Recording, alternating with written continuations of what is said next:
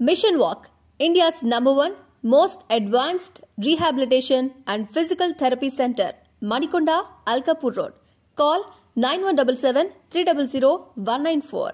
మా బ్రాంచెస్ హైదరాబాద్, ఢిల్లీ మరియు పూణేలో కలవు. హలో, తెలుగు రాజ్యం ఛానల్ చూస్తున్నారా? సామాజిక, రాజకీయ, జీవన చిత్రణే తెలుగు రాజ్యం. అతిశయోక్తులు, అసత్యాలు ఉండవు. రాజకీయ కోణం కాదు, ప్రజాకోణమే కొలబద్ద. తెలుగు రాజ్యం వీక్షణ మీ ఉత్తమ అభిరుచికి నిదర్శనం. నమస్తే, వెల్కమ్ టు తెలుగు రాజ్యం. నేను మౌనిక. శ్రీకాంత్ గారు నమస్తే. నమస్తే. రాప్తాడు గురించి మాట్లాడుకుందాం ఈరోజు. అయితే పరిటాల సునీత గెలుపు అనేది ఎలాంటి స్థితిలో ఉంది? ఎందుకంటే కొడుకు శ్రీరామ్ సపోర్ట్ చేస్తున్నారా లేదా అనేది ఇస్తే ఖచ్చితంగా సపోర్ట్ చేస్తారు, బట్ ఎంతవరకు ప్రచారంలో పాల్గొంటున్నారనే ఇష్యూని ఒకసారి మనం పరిశీలిద్దాం. అంటే ఇక్కడ ఏమైందంటే పరిటాల శ్రీరామ్ గారు 2019లో తెలుగుదేశం పార్టీ అభ్యర్థిగా ఇక్కడ పోటీ చేశారు. పోటీ చేసి వారు 25,000 పైచిల కోట్ల తేడాతో ఓడిపోయారు. అది ఊహించినటువంటి పరాభవం. ఇప్పటివరకు పరిటాల కుటుంబం ఓడిపోయినటువంటి, ఓటమి ఎరుగునటువంటి నేపథ్యం. దీనిలో నుంచి ఓడిపోవడం, పైగా 25,000 ఓట్ల తేడాతో ఓడిపోవడం తోపుదుర్తి ప్రకాష్ రెడ్డి గారిని వారి చేతిలో ఓడిపోయారు, వైకాపా అభ్యర్థి. అంత క్రితం ఇదే తోపుదుర్తి ప్రకాష్ రెడ్డి గారు 2009లో రాప్తాడు ఏర్పడింది. అప్పుడు పరిటాల సునీత గారు 2 పర్యాయాలు తోపుదుర్తి ప్రకాష్ రెడ్డి గారిని ఓడించారు. ఓడించిన తర్వాత ఏంటంటే వారు పోటీ చేయకుండా ఈసారి తన తనయుడికి అవకాశం ఇవ్వమని 2019 ఎన్నికల్లో కోరటం, ఆ విధంగా చంద్రబాబు నాయుడు గారు పరిటాల శ్రీరామ్కి అవకాశం ఇవ్వటం, పరిటాల శ్రీరామ్ పోటీ చేయటం, ఓడిపోవడం అన్నీ చకచక్క సాగిపోయిన తర్వాత సునీత గారినే రాప్తాడు ఇన్ఛార్జిగా కొనసాగిస్తూ పరిటాల శ్రీరామ్ని తీసుకెళ్ళి ధర్మవరంలో వేశారు. ఇక్కడ ధర్మవరం గురించి ఒకసారి మాట్లాడుకుంటే ఆయన లేరు కదా శ్రీరామ్, అక్కడ ఉన్నారు, ధర్మవరం అదే పోటీలో లేరు. అక్కడికే వస్తున్నాం. దాని గురించి ఒకసారి దాని పూర్వాపరాలకు వెళితే ఏమవుతుందంటే 2019 ఎన్నికల్లో ఓడిపోయిన తర్వాత జి సూర్యనారాయణ అలియాస్ వరదాపురం సూరి వారు వెంటనే తెలుగుదేశాన్ని వీడి ఆ తర్వాత భారతీయ జనతా పార్టీలోకి వెళ్ళిపోయారు. వెళ్ళిపోయిన తర్వాత వారు భారతీయ జనతా పార్టీలను కొనసాగుతూ వస్తూ ఖచ్చితంగా భవిష్యత్తులో పొత్తు ఉంటుంది, పొత్తులో భాగంగా దీనిని భారతీయ జనతా పార్టీకి కేటాయించేసుకుని అందులో మనమే పోటీ చేద్దాం అనేటటువంటి ఒక వ్యూహం వారు రచించుకుని వారు భారతీయ జనతా పార్టీలోనే ఉండిపోయారు. ఇక్కడేమో పరిటాల శ్రీరామ్ వాస్తవానికి ధర్మవరంలో తెలుగుదేశం పార్టీకి అండదండలు అందిస్తూ తాను నాయకుడిగా అక్కడ సమర్థవంతమైన గుర్తింపు అయితే తీసుకొచ్చుకున్నారు. తన కార్యక్రమాలతో కానీ అది వాస్తవమే. అక్కడ కేతిరెడ్డి వెంకటరామరెడ్డి గారి దూకుడికి అయితే కళ్ళెం వేయలేకపోయారు. ఎందుకంటే కేతిరెడ్డి వెంకటరామరెడ్డి గారు ఆ ఇంటింటికి ఆయన తిరిగి ఆయన సమస్యల్ని పరిష్కరించేటటువంటి ఆ పద్ధతి ఏదైతే ఉందో అది విపరీతంగా నచ్చి జగన్మోహన్ రెడ్డి గారికి గడప గడపకి ప్రవేశపెట్టి ప్రతి ఎమ్మెల్యేని గడప గడపకి వెళ్ళమని చెప్పింది కేతిరెడ్డి వెంకటరామరెడ్డిని చూసి. ఇక్కడ ఒక్కసారి 94 ఎన్నికలకు వెళితే 1994లో ఒక్కసారి ఆ పూర్వరంగాన్ని ఇక్కడ మనం ఖచ్చితంగా మనం దానిని ప్రస్తావించుకోవాలి. ఎందుకంటే పరిటాల కుటుంబం గురించి మాట్లాడుకుంటూ 93, 94 ఆ ప్రాంతంలో 94లో క్రియాశీలక రాజకీయాలకు ప్రవేశించినటువంటి పరిటాల రవి గారు.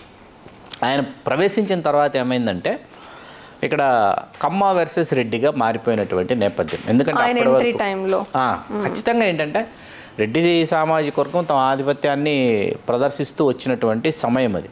ఎందుకంటే 89 నుంచి 94 వరకు ఏంటంటే రెడ్డి సామాజిక వర్గమే అధికారంలో ఉంది, 3 ముఖ్యమంత్రులు మారినటువంటి ఒక నేపథ్యం. ఈ నేపథ్యంలో ఏం జరిగిందంటే అక్కడ ఖచ్చితంగా తమ పార్టీకి ఖచ్చితంగా ఒక ఫేస్ కావాలి. అనంతపురం జిల్లాలో ఖచ్చితంగా అంటే ప్రత్యర్థులను ఎదుర్కోవడానికి తెలుగుదేశం పార్టీకి ఒక ఫేస్ కావాలి. ఫిక్స్డ్గా ఒకే సామాజిక వర్గం ఉండటం వల్ల ఎదుర్కోవడమా, లేకపోతే ఒక ఫేస్ కావాలి, అసలు పర్సనే ఒకరు కావాలి. అటువంటి నేపథ్యంలో నుంచి పుట్టుకొచ్చిన వాడు పరిటాల రవి. ఎందుకంటే అంత క్రితం పోరాటాల నేపథ్యం కావచ్చు, కుటుంబంలో తండ్రి మరియు సోదరుడిద్దరు పరిటాల శ్రీరాములు గారు, పరిటాల హరీంద్ర వాళ్ళ ఇరువురిని కోల్పోవటం కావచ్చు. ఆ నేపథ్యంలో నుంచి పరిటాల రవి ఏకాఏకిన తెలుగుదేశం పార్టీ తనని దగ్గరకు తీసుకోవటం, తన పార్టీలో ఖచ్చితంగా ఒక ముఖ్యమైనటువంటి నాయకుడిగా ఎదిగేటటువంటి ఒక పరిస్థితి కనిపిస్తోంది 94లో.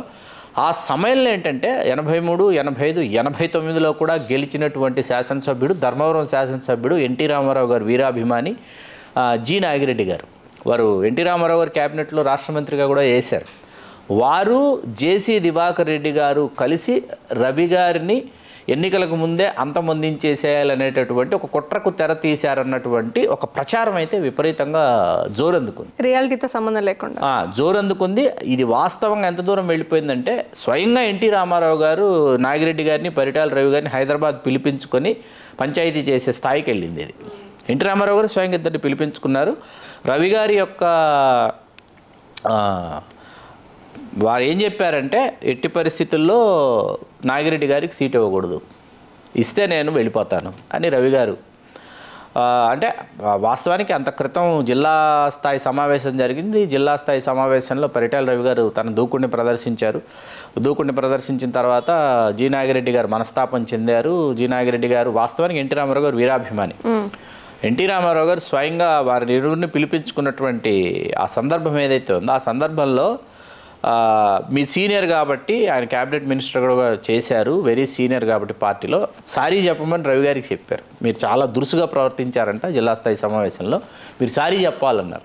పరిటాల రవి గారు సారీ చెప్పకపోతే సోదరుడు పరిటాల రవి తరఫున నేనే క్షమాపణ చెప్తున్నాను, ఎన్టీ రామారావు గారు క్షమాపణ చెప్పారు, సారీ నాగిరెడ్డి గారు. హెడ్లైన్స్ అది పేపర్లో. ఇది ఇంత జరిగిన తర్వాత ఏమైపోయిందంటే నాగిరెడ్డి గారికి కేటాయించకూడదు ఈ స్థానం అని పరిటాల రవి గారు పట్టుబట్టారు. పట్టుబట్టి సాధించుకున్నారు. గుత్తా వెంకటనాయుడుని ఒక కమ్మ సామాజిక వర్గం నుంచే తీసుకొచ్చి ఒక అతన్ని నించోబెట్టి పరిటాల రవి గారు ధర్మవరం ఎన్నికని తన కనుసన్నల్లో సాగే విధంగా చేసుకున్న తర్వాత ఏమైందంటే మీకు అక్కడ అప్పుడు ఇండిపెండెంట్గా పోటీ చేసిన వ్యక్తే కె సూర్యప్రతాప్ రెడ్డి గారు అలియాస్ సూర్యుడి గారు, కె వెంకటరామరెడ్డి గారు నాన్నగారు. 94లో కేవలం 1000 ఓట్ల తేడాతో ఓడిపోయారు ఆయన, కె సూర్యప్రతాప్ రెడ్డి. అంత ఫైట్ ఇచ్చారు. ఆ తర్వాత సమీకరణలలో భాగంగా ఏంటంటే ఒకసారి వారు గెలుపొందారు, కె సూర్యప్రతాప్ రెడ్డి గెలుపొందారు. 2004 ఎన్నికల్లో సీటు నిరాకరించడం వల్ల ఏం చేశారంటే సూర్యప్రతాప్ రెడ్డి గారు వెళ్ళి తెలుగుదేశంలో చేరి తాడిపత్రిలో పోటీ చేసి అక్కడ ఓడిపోయిన తర్వాత మళ్ళీ రాజశేఖర రెడ్డి గారి దగ్గరకు వచ్చి మళ్ళీ పార్టీలో చేరాలనుకుంటున్నటువంటి క్రమంలో హత్య గావించబడ్డారు. కె సూర్యప్రతాప్ రెడ్డి గారు హత్య గావించబడిన తర్వాత 2009 నాటికి ఏంటంటే అప్పటికి జి జయలక్ష్మమ్మ గారు ఒకసారి శాసనసభ్యురాలు అయిపోయారు. వరదాపురం సూరి క్రియాశీలక రాజకీయాల్లోకి వచ్చారు. అప్పుడు మీకు కె వెంకటరామరెడ్డి గారు 2009లో కాంగ్రెస్ ఐలో చేరి ఎమ్మెల్యే కావడం. 14-19 ఎన్నికలకు 14లో గోనుగుంట్ల సూర్యనారాయణ అలియాస్ వరదాపురం సూరి తెలుగుదేశం పార్టీ అభ్యర్థిగా గెలిచారు. తిరిగి మళ్ళీ ఇప్పుడు కె వెంకటరామరెడ్డి గెలిచారు. ఇక్కడ ఇప్పుడు ఏమైందంటే ఎవరూ ఊహించినటువంటి విధంగా ధర్మవరం నియోజకవర్గం ఏమైందంటే డివై సత్యకుమార్ని తీసుకొచ్చి భారతీయ జనతా పార్టీ అభ్యర్థిగా ఇక్కడ నించోబెట్టారు. అతను కడప జిల్లాకు చెందినటువంటి యాదవ సామాజిక వర్గానికి చెందినటువంటి వ్యక్తి. ఢిల్లీ స్థాయిలో భారతీయ జనతా పార్టీలో చాలా ముఖ్యుడైనటువంటి నాయకుడు. జాతీయ స్థాయిలో క్షేత్రస్థాయికి వచ్చేటప్పటికి ఎవరికి సరైనటువంటి అంటే నియోజకవర్గమే ఒక విధంగా కొత్త. ఇక్కడ బీజేపీలోకి వెళ్ళిపోయిన వరదాపురం సూరి ఎట్టి పరిస్థితుల్లో బీజేపీ అభ్యర్థి కాకూడదని పరిటాల శ్రీరామ్ ఎంత కృషి చేశాడో ఆ కృషి తాలూకు ఫలితం ఇక్కడ ఫలించి ఇక్కడ వరదాపురం సూరి పోటీలో లేకుండా డివై సత్యకుమార్ పోటీలోకి వచ్చాడు. పోటీలోకి వచ్చేటప్పటికి ఏమైందంటే ఇప్పుడు ఎట్టి పరిస్థితుల్లో డివై సత్యకుమార్ని గెలిపించి ఈ నియోజకవర్గాన్ని నేను బీజేపీకి కానుకగా ఇస్తాను అని ఇప్పుడు పరిటాల శ్రీరామ్ కాలికి బలపాలు కట్టుకొని తిరుగుతున్నాడు. కానీ వాస్తవంగా ఏంటంటే పరిస్థితుల్లో వైకాపా ఆధిక్యత ప్రదర్శిస్తూ ఉంది. అక్కడ ఒకవేళ పరిటాల శ్రీరామ్ కి టికెట్ ఇచ్చుండి ఆయన తిరిగిన దానికి టఫ్ ఫైట్ కూడా లేదు. ఎందుకంటే ఆయన నియోజకవర్గంలో ఎవరికి కనీస స్థాయిలో కూడా పోటీ ఇవ్వటం లేదు. ఎందుకంటే అక్కడ నియోజకవర్గ ప్రజలు ఎలా ఉంటారంటే మాకు నిత్యం అందుబాటులో ఉండేటటువంటి నాయకుడు నువ్వు ప్రతిరోజు కనిపిస్తున్నావు, నువ్వు నిలబడ్డావు చెప్పు నీకు వేస్తామంటారు. ఆ మనస్తత్వం మండల స్థాయిలో గ్రామ స్థాయిలో ప్రజల యొక్క మనస్తత్వం, ఓటర్ల మనస్తత్వం ఇట్లా ఉంటుందన్నమాట. వాళ్ళు అటువంటి సమాధానం ఇస్తారు. వాళ్ళకి ఏంటంటే ఉదయం లేచేటప్పటికి ఇక్కడ మనకు వైకాపాకు అనుకూలంగా మాట్లాడడం కాదు మౌనిక, అక్కడ ఉన్నటువంటి వాస్తవ పరిస్థితులు తెలియజేస్తారు. ఇప్పుడు ఒక రకంగా సరే వైసీపీకి ఎందుకు పాజిటివ్ అంటే వాళ్ళు ముందే ప్రచారంలో రావడమా అంటే అభ్యర్థి అతనే sitting MLA, already he sitting MLA and also he door to door campaign అనేది డైలీ చేస్తున్నాడు, 5 సంవత్సరాలు చేస్తున్నాడు. సోషల్ మీడియాలో మనకు బాగా గుర్తు తెచ్చుకుంటే ఉదయం లేస్తే సోషల్ మీడియాలో కేతిరెడ్డి వెంకటరామరెడ్డి గారు అక్కడ ఉన్నారు, కేతిరెడ్డి వెంకటరామరెడ్డి గారు ఇక్కడ ఈ వార్డులో అక్కడ పలానా వాళ్ళు రాలేదు వాలంటీర్ కాబట్టి వాలంటీర్కి వెంటనే ఫోన్ చేసేసాడు అనేటటువంటి సోషల్ మీడియాలో వెల్లువెత్తినటువంటి వీడియోలు మనం చాలా చూసాం. చాలా అంటే చాలా చూసాం. దీనినే మోడల్గా తీసుకున్నాడు గడప గడపకు ఇదే మోడల్ అనమాట. ఇది ఆలోచన ముఖ్యమంత్రి గారికి రావడానికి ఇది కారణం. ఇక్కడ ఏంటంటే అతను చేరువైపోయాడు. ఈ సిట్టింగ్ ఎమ్మెల్యే ఎప్పుడో ఎన్నికలకు ఒకసారి కనిపిస్తాడు, లేకపోతే స్థానిక సంస్థల ఎన్నికలకు ఒకసారి కనిపిస్తాడు, లేకపోతే మనమే ఎమ్మెల్యేని వెళ్ళి కలవాలనేటటువంటి దానిని ఆ సంప్రదాయాన్ని బద్దలు కొట్టి అతనే వెళ్ళిపోవడం మొదలు పెట్టేటప్పటికి ఏంటంటే అతను అందరికీ వాడు చిరపరిచితుడు అయిపోయాడు. కొత్తగా పరిచయం చేయాల్సిన పని లేదు. ఈ నేపథ్యంలో ఏంటంటే పరిటాల రవి గారి కుమారుడిగా పరిటాల శ్రీరామ్ని ఖచ్చితంగా నియోజకవర్గ ప్రజలు స్వాగతించారు, అతని నాయకత్వాన్ని అంగీకరించారు. తెలుగుదేశం పార్టీకి ఖచ్చితంగా అతను పూర్తి స్థాయిలో తన సేవలు అందించడం జరిగింది. వ్యూహాత్మకంగా పక్కన పెట్టడమే, ఎందుకంటే పరిటాల వాళ్ళ ప్రభ వెలిగిపోతుంది, పరిటాల వాళ్ళ హవా పెరిగిపోతుందని చెప్పేసి అంతర్గతమైనటువంటి తెలుగుదేశం పార్టీ రాజకీయాల్లో భాగంగానే పరిటాల కుటుంబం యొక్క ప్రాధాన్యతను తగ్గించేటటువంటి పరిస్థితుల్లో ఇది మేము భాజపాకి కేటాయించామన్నారు. ఇతను కాదు, అభ్యర్థి కూడా ఇతను కాదు. పరిస్థితికి కారణం బీజేపీ ఎంటర్ అవడం వల్లేనా, లేక బీజేపీ పొత్తులోకి రావటం వల్ల? బీజేపీ పొత్తులో రాలేదనుకోండి, ఖచ్చితంగా తెలుగుదేశం పార్టీ అభ్యర్థిగా మీకు పరిటాల శ్రీరామ్ బరిలో ఉండేవాడు. ఇవ్వక తప్పని పరిస్థితి. ఇప్పుడు అక్కడ ఏమైపోయిందంటే డివై సత్యకుమార్ కోసం కాలికి బలపం కట్టుకుని తిరుగుతా ఉన్నాడు పరిటాల శ్రీరామ్. రాప్తాడు వదిలిపెట్టేశాడు. అదే ఇప్పుడు రాప్తాడు కనీసం అంటే ఇప్పుడు సరే డైరెక్ట్ ప్రచారం చేయకపోయినా తల్లికి సపోర్ట్గా బ్యాక్గ్రౌండ్లో ఏదో ఒక రకంగా అయినా లేకపోతే వేరే అరేంజ్మెంట్స్ అంటూ ఉంటాయి. ఇప్పుడు అక్కడ వదిలిపెట్టేసి ఇక్కడ సరైనటువంటి వ్యూహాలు లేకపోవడం వల్ల రెండు నియోజకవర్గాల్లో కూడా ఇప్పుడు అక్కడ తెలుగుదేశం అక్కడ సునీత గారు ఓడిపోయేటటువంటి పరిస్థితి, తోబుదుర్తి ప్రకాష్ రెడ్డి మరొక మారు గెలిచేటటువంటి పరిస్థితి కనిపిస్తుంది. అంటే ఇక్కడ కూడా హోరాహోరీ కూడా లేదు, రాప్తాడులో కూడా ఆ పరిస్థితి లేదు. ఇక్కడికి వచ్చేటప్పటికి ఏమైపోయిందంటే ఇక్కడ కూడా కేతిరెడ్డి వెంకటరామరెడ్డి తన హవా తను కొనసాగించుకుంటూ తాను ముందు వరుసలో తాను వెళుతున్నాడు అనమాట. అంటే ఇక్కడ ఏమైందంటే అనంతపురం రాజకీయాల మీద వీళ్ళు ధర్మవరం పోతోందని చెప్పేసి అనంతపురం రాజకీయాల మీద ఎక్కువ దృష్టి పెట్టారు పరిటాల సునీత గారు అండ్ శ్రీరామ్ గారు.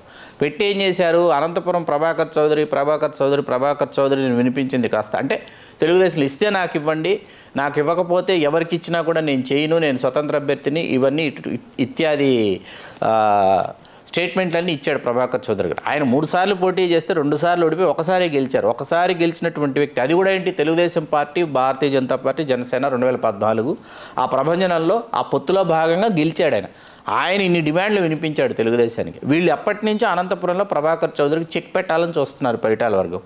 వాళ్ళు రాప్తాడు నియోజకవర్గంలో ఒక మండలంలో ఉన్నటువంటి తమకు బాగా విశ్వాసపాత్రుడైనటువంటి దగ్గుబాటి వెంకటేశ్వర ప్రసాద్ని కమ్మ సామాజిక వర్గం ఆయన్ని తీసుకొచ్చి ఆయన అభ్యర్థిగా నించోబెట్టారు ఇప్పుడు అనంతపురంలో. వీళ్ళు వాళ్ళ కాన్షియన్సీ పక్కన పెట్టి ధర్మవరం అతను పోటీ చేసి ఉంటే ఒకలాగా ఉండేది. తప్పిదాలు ఇవన్నీ రాజకీయ తప్పిదాలు, అంటే ఆవేశాలకు లోనై చేసేటటువంటి తప్పిదాల వల్ల ఇప్పుడు రాప్తాడు రేపు పోగొట్టుకున్నారనుకోండి, ధర్మవరం పోయినట్టే. రేపు ఒకవేళ డివై సత్యకుమారి గెలిచాడు అనుకుందాం, గెలిచినా అక్కడ బీజేపీ అభ్యర్థి ఒక బీసీ గెలిచాడని అంటారే కానీ పరిటాల శ్రీరామ్ ఉండి దగ్గరుండి గెలిపించాడనేసి ఎవరు చెప్పరు గెలిచిన తర్వాత. ఇప్పుడు పరిటాల శ్రీరామ్ అవసరం ఉన్నాయి. ఇప్పుడు 2 నియోజకవర్గాల్లో ఓడిపోయేటటువంటి పరిస్థితి పరిటాల కుటుంబమే చేతులారా తెచ్చుకుందని మనం భావించాలి. అనంతపురం మీద ఫోకస్ పెట్టి దాని మీద అక్కడ ఎక్కువ ఫోకస్ పెట్టి ధర్మవరం రాప్తాడులో ఎటు కాకుండా పోయింది. అంటే రెడ్డి పడవల మీద కాళ్ళని చెప్పడానికి కూడా వాళ్ళకి అసలు సిచ్యువేషనే అంటే ఇప్పుడు పరిటాల రవి గారు జీవించుండగా ఆయనకు జిల్లా మీద ఉన్నటువంటి పట్టు వేరు, వారు ప్రదర్శించినటువంటి ఆధిపత్యం వేరు. వారు లేని పరిస్థితులలో జిల్లా మీద ఆధిపత్యాన్ని కోరుకోవడం అనేది మిగతా వాళ్ళందరూ ఎవరికి వాళ్ళు మేము నాయకులు అంటారు. ఉరవకొండకి వెళ్తే పయ్యావుల కేశవ్ గారు నేనే నాయకుడు అంటారు. అయితే ఇప్పుడు నాయకత్వ లోటు శ్రీరామ్ దగ్గర ఉందని చెప్పడానికి అవుతుందా, లేకపోతే ఆయన ఈసారి వారు సత్యకుమార్ గారిని గెలిపిస్తే ఒకలా భావించాలి. ఎందుకంటే 25,000 పైచీల కోట్ల తేడాతో ఓడిపోయారు రాప్తాళ్ల పరిటాల శ్రీరామ్ 2019 ఎన్నికలు. అది మనం ఖచ్చితంగా దాన్ని పరిగణలోకి తీసుకోవాలి. అది చిన్న నంబర్ ఏం కాదు, 25,000 ప్లస్ తేడాతో ఓడిపోవడం అనేది. ఈసారి మాత్రం 2 నియోజకవర్గాల పరిస్థితి అయితే అస్సలు బాగోలేదు. కనీసం హోరాహోరీలో కూడా లేదు, హోరాహోరీలో కూడా లేదు. అంటే ఉండే కొంది ఎప్పుడైతే ఇలాంటి సిచ్యువేషన్స్ ఎదురవుతుంటాయో వీళ్ళు వేరే నెక్స్ట్ టైంకి అవకాశాలు కోల్పోవడం అనేది ఇంకా కారణాలు ఇవే అవుతాయి. సో మొత్తానికి ఇటు రాప్తాడు, అటు ధర్మవరం, అనంతపురం మొత్తం కలగలిపి వాళ్ళ ఆలోచనలో ఉన్న ఏది కాకుండా పోయింది సిచ్యువేషన్ క్లారిటీ వచ్చింది. ఓకే శ్రీకాంత్ గారు, థ్యాంక్ యూ. సో మొత్తానికి పరిటాల కుటుంబం చేజేతులారానే పోగొట్టుకుందా రాజకీయ భవితవ్యాన్ని అంటే మాత్రం ఎలక్షన్స్ టఫ్ అయ్యటానికి కూడా లేకుండా సిచ్యువేషన్ ఉంది అంటున్నారు. ఎలక్షన్స్ వరకు చూడాల్సిందే, బట్ సిచ్యువేషన్ మాత్రం అలా లేదనేది మాత్రం క్లియర్గా ఉంది. మరి 20 రోజుల్లో మార్పు ఏమైనా కనిపిస్తుందో చూద్దాం, కనపడాలని కూడా కోరుకుందాం. ఎందుకంటే రాజకీయాల్లో ఉన్న వాళ్ళు ఏదైనా సాధించుకోవడానికి ప్రయత్నిస్తారు కాబట్టి.